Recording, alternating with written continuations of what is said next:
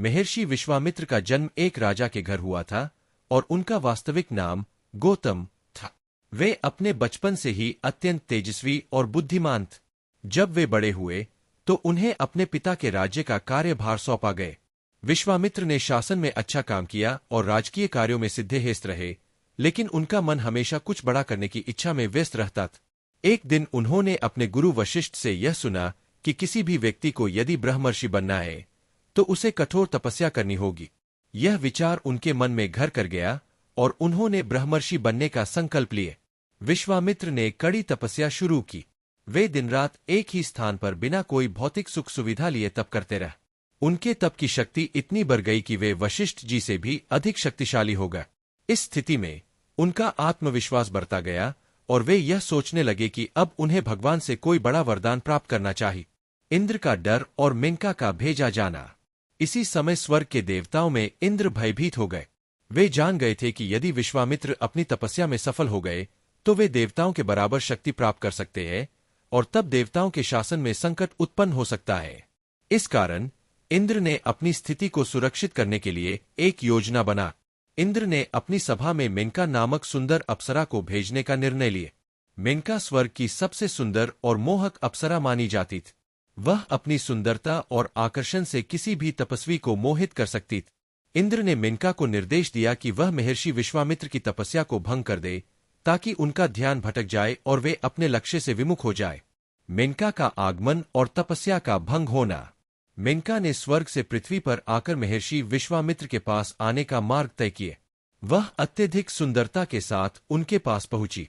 उसकी चाल, उसकी मुस्कान, उसकी आंखों में बसी मोहकता सभी ने महर्षि विश्वामित्र का ध्यान आकर्षित किए।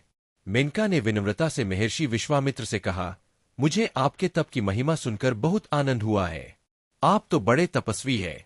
मुझे आपके दर्शन करने का सौभाग्य प्राप्त हुआ है। विश्वामित्र, जो अपनी तपस्या में एकाग्र थे, पहले तो उसे नकारने की कोशिश करते रहे, लेकिन जैसे ही वे उसकी सुंदरता से प्रभावित हुए, उनका मन भटकने लगा।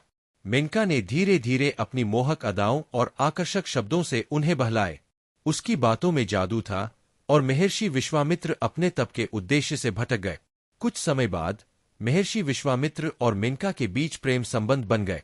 वे एक दूसरे के साथ समय बिताने लगे। इस समय महर्षि की तपस्या पूरी तरह से भंग हो गई और उनका ध्यान पूरी तरह से मेनका पर केंद्रित हो गए। उनकी तपस्या का फल अब किसी काम का नहीं रहा और उन्हें इसका गहरा पछतावा होने लगा। पछतावा और मेनका से अलग होना। समय के साथ महर्षि विश्वामित्र को यह एहसास हुआ कि वे अपने आत्मनिर्माण के मार्ग से भटक गए हैं। उन्हें यह समझ में आ गया कि उन्होंने अपनी तपस्या और जीवन के सर्वोत्तम उद्देश्य को छोड़कर मोह में फंसकर गलत किए। उनका मन अशांत हो गया और उन्होंने मेनका से दूर जाने का निश्चय किए। विश्वामित्र ने मेनका से कहा, मुझे इस मोह के कारण अपनी तपस्या भंग करने का पछतावा हो रहा है। मैंने तुम्हारे मोह में पड़कर अपने तप का उद्देश्य छोड़ दिए। अब मुझे तुमसे अलग होना होगा। मेनका ने कहा, महर्षि, मैं जानती हूं कि तुम एक महान तपस्वी, लेकिन तुमने जो रास्ता अपनाया वह तुम्हारे लिए भला नहीं था। तुम्हें अपने लक्ष्य की ओर लौटना होगा। विश्वामित्र ने अपनी गलती स्वीकार की और मेनका को श्राप देने का विचार किया, लेकिन फिर उन्हें यह एहसास हुआ कि यह उनकी स्वयं की चूक थी। वे बेशक इस स्थिति के लिए दूसरों को दोष दे सकते थे, लेकिन सत्य यह था कि वे स्वयं अपनी तपस्या के प्रति लापरवाह हो गए थे। विश्वामित्र का पुनः तपस्या में लीन होना। विश्वामित्र ने मेनका से विदा ली और अकेले ही फिर से तपस्या में लीन हो गए। इस बार उनका तप बहुत और भी कठोर हो गए। वे न केवल अपने मानसिक विकारों पर नियंत्रण पाते गए, बल्कि उन्होंने स्वर्गीय सुख सुविधाओं की भी उपेक्षा की। विश्वामित्र ने फिर से अपने तप के बल पर ब्रह्मा से संवाद किया और उनसे ब्रह्मर्षि का दर्जा प्राप्त किए। यह उनके जीवन की सबसे बड़ी उपलब्धि थी, क्योंकि उन्होंने अपने आत्मनियंत्रण और तपस्या से अपनी दुर्बलता पर विजय प्राप्त की। कथा का सार। महर्षि विश्वामित्र और मेनका की कथा हमें यह सिखाती है कि जीवन में सही मार्ग पर चलने के लिए हमें अपने लक्ष्य को हमेशा प्राथमिकता देनी चाहिए। मोह, माया और आकर्षणों से बचकर ही हम अपनी वास्तविकता को पहचान सकते हैं। तपस्या, आत्मनियंत्रण और धैर्य से ही हम अपने जीवन में स्थिरता और सफलता प्राप्त कर सकते हैं। अंतिम विचार।